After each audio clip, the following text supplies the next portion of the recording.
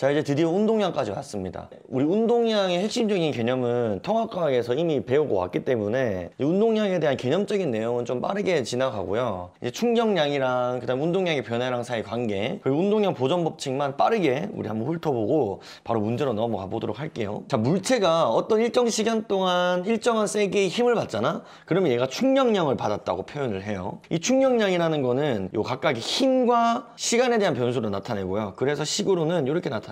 충격량 I는 어떤 힘 F가 얼마 동안 델타 T 동안 가해졌는가를 I는 F 델타 T로 계산할 수가 있고, 힘이 벡터기 때문에 충격량의 방향도 역시 여기 식 속에 포함되어 있는 힘이랑 같은 방향이라고 생각하시면 되겠습니다. 그리고 이 힘 F로 주어져 있는 이 물체가 어떤 일정 시간 동안 받은 힘은 다른 말로 충격력이라고 표현하기도 해요. 그래서 충격력을 계산하라고 하면 충격량을 얻어낸 다음에 이 충격량이 가해진 시간으로 나눠주면 구할 수가 있습니다. 힘 곱하기 시간으로 계산하기 때문에 뉴턴 세크로 나타내기도 하고, 그 다음에 얘가 결국에는 뒤에서 우리가 보겠지만 운동량의 변화량이랑 같다는 걸 우리가 증명할 수가 있거든요. 그래서 운동량의 단위 킬로그램 미터 퍼 세크로 나타낼 수도 있습니다. 이 식의 형태를 보면 여러분들이 생각이 나는 게 있어야 돼. 1강에서 우리 간단한 수학을 미적분으로 좀 했었잖아요. 이 식의 꼴이 뭐냐면 이게 적분식 꼴이야. 그래서 뭐 예를 들어서 뭐 가속도 같은 경우가 A는 델타 T면 델타 V잖아. 이 델타 T를 이렇게 이항을 해주면 A 델타 T는 델타 V였으니까 얘가 의미하는 게 AT 그래프에서의 민면적이 의미하는 게 얘가 델타 V였잖아. 얘도 마찬가지로 FT 그래프가 문제 속에서 주어져 있으면 얘 민면적이 의미하는 게 I가 돼요. 그래서 앞으로도 마찬가지야. 이런 식으로 어떤 함수 곱하기 델타 모식갱 적혀져 있는 거는 적분형이라고 생각하시면 됩니다. 그래서 우리가 충격력 파트에서는 힘시간 그래프를 다룰 거야. 이 식을 적어 놓을까? 힘시간 그래프에서는요, 이 F 델타 T는 I라는 공식의 특성상 힘시간 그래프에서 민면적은 충격량을 의미해요. 그래서 문제에서 충격량을 계산하라고 하면 이 면적을 계산하시면 되겠습니다. 그런데 자, 지금 이 두 번째 그림처럼 이 힘이 일정하지 않은 경우가 있어. 즉 충격력이 시간에 따라서 일정하지 않은 경우가 있어. 이런 경우에는 충격력을 문제에서 물어볼 때요, 그냥 충격력을 계산하라고 묻지 않지. 왜냐하면 매시간 충격력이 다 다르잖아. 그래서 얘는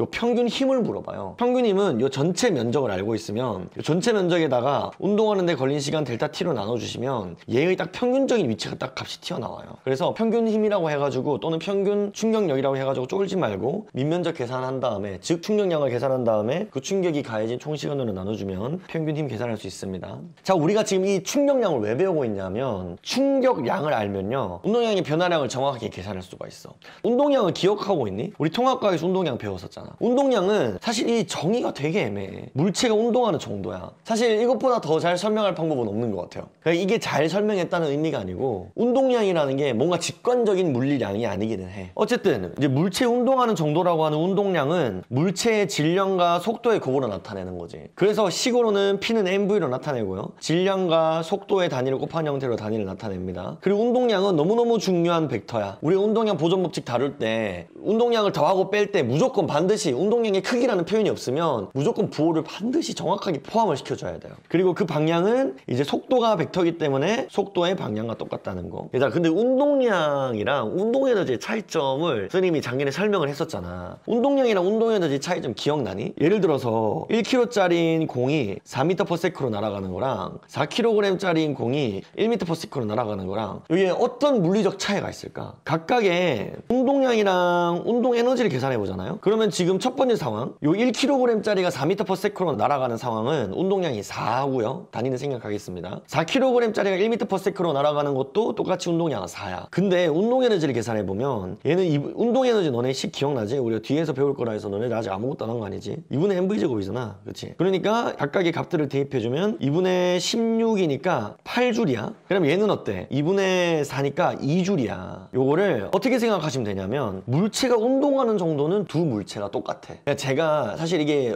영상이 업로드가 되니까 좀 말하기가 좀 조심스러운데요, 제가 수업 시간에 많이 쓰는 표현으로는 엄밀하진 않지만 파괴력이다 이렇게 설명을 하거든요. 그러니까 1kg짜리 물체가 4m/s로 가는 거랑 4kg짜리 물체가 1m/s로 가는 게 내 몸에 똑같은 시간 동안 박았고 똑같이 정지했다고 가정을 할 때 내가 아프다고 느끼는 정도는 똑같아. 물론 크기가 똑같다는 가정하에요. 그런데 그 아픈 정도를 만들어주기 위해서 1kg짜리 물체를 4m/s로 던지는 게 더 많은 에너지가 필요하다는 거야. 이거 뭔 말인지 알겠니? 그래서 같은 운동량을 만들어내도요, 가벼운 물체를 빠르게 움직이는 게 더 힘들어요. 그래서 내가 작년에 수업 시간에 얘기했던 게 막 그런 거잖아. 우리가 헬스장 가서 운동을 할 때 때 많은 에너지를 써가지고 많이 칼로리를 소모하는 게 목적이면 가벼운 무게를 빠른 속도로 운동하는 게 더 효과가 좋다고 막 그런 얘기 했던 거 기억나시죠? 어쨌든 충격량이라는 거는 이 운동량의 변화량을 만든다는 거야. 왜 그러냐면요, 얘들아, 뉴턴 제2법칙에서 F는 ma잖아. 근데 m의 정의가 뭐야? 델타 T분의 델타 V거든. 그러면 델타 V를 제가 이 변화량으로 온전히 나타내보면 나중속도 빼기 처음속도 아니야? 그리고 이 m을 분자에다가 이렇게 나눠서 대입하면요, 델타 T분의 mv-mv0야. 야, 이게 운동량이잖아. 얘가 나중 운동량이고 얘가 처음 운동량이에요. 그럼 얘를 우리가 다르게 고쳐줄 수가 있어. F는 델타 T분의 델타 P라고 나타낼 수 있을 거야. 너네들 요 형태 보면 생각나는 게 있어야 돼. 내가 또 1강에서 미적분 할 때 요 델타 모식갱분의 델타 모식갱은 요거 미분이야, 미분. 그러니까 얘를 좀 더 이제 작은 간격으로 극한으로 보내버리면 dt분의 dp가 나타나는데, 요게 의미하는 게 뭐야? y축이 p고 x축이 시간인 그래프에서 기울기가 의미하는 게 힘이라는 뜻이야. 우리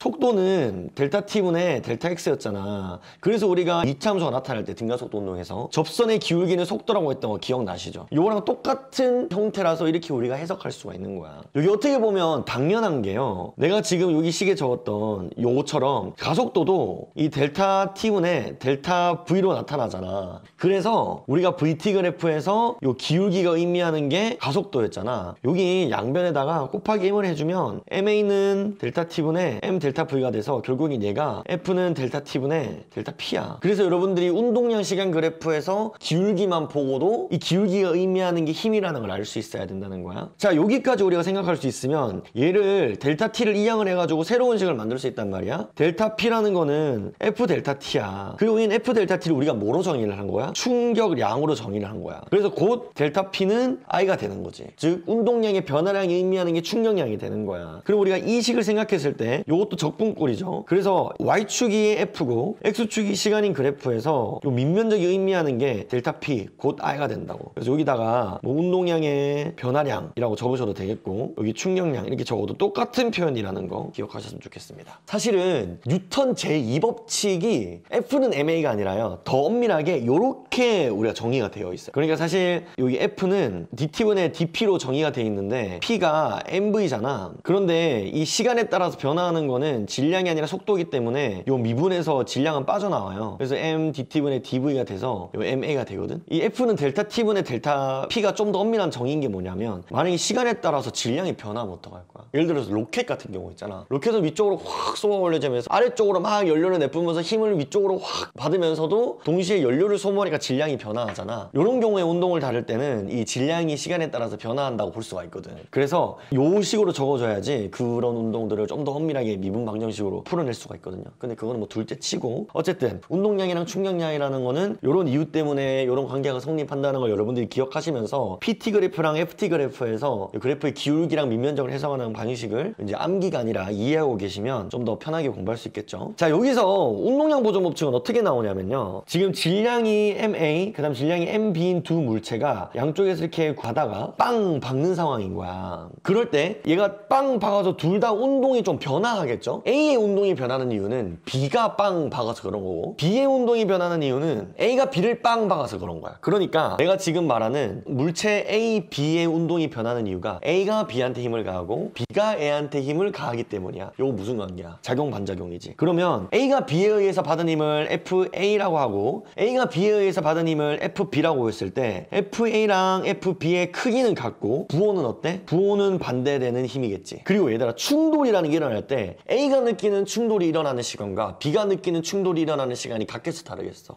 당연히 같을 거라고. 그 충돌 시간을 델타 T라고 두면 이런 식이 성립이 할 거야. 그래서 얘들아, 충돌이 일어날 때 두 물체 사이에 교환하는 충격량의 크기는 똑같습니다. 요거 너무 중요해. 충격량이 똑같아요. 다른 말로 표현하면 두 물체의 운동량의 변화량이 똑같다는 거겠지. 지금 제가 말한 이 얘기 문제 풀 때 정말 중요한 단서가 됩니다. A가 B에 의해서 물체 A의 운동량의 변화량과 물체 B의 운동량의 변화량은 완전히 똑같아요. 자, 요 식을 조금 더 자세히 전개해보면 어차피 델타 T FB는 같은 양이니까 약분이 되겠고, 그러면 마이너스 FA는 FB가 되겠지? 그리고 요 식을 뉴턴 제2법칙을 통해 가지고 제가 이걸 좀 더 열어보면요, FA는 MA에다가 AA가 되겠지? 그리고 AA는 델타 T분의 나중 속도 빼기 처음 속도니까 그림상에 나타나는 VA 프라임 마이너스 VA가 될 거야. 이렇게. 뭔 말인지 알겠니? 그리고 FB는 MB에다가 AB니까 똑같이 전개를 해보면 델타 T분의 나중 속도 빼기 처음 속도에서 VB 프라임 마이너스 VB가 될 거야. 지금 얘를 여기다가 대입하고 얘 여기다가 대입하면 동시에 델타 T는 약분을 바로 해줄게요. 그러면 마이너스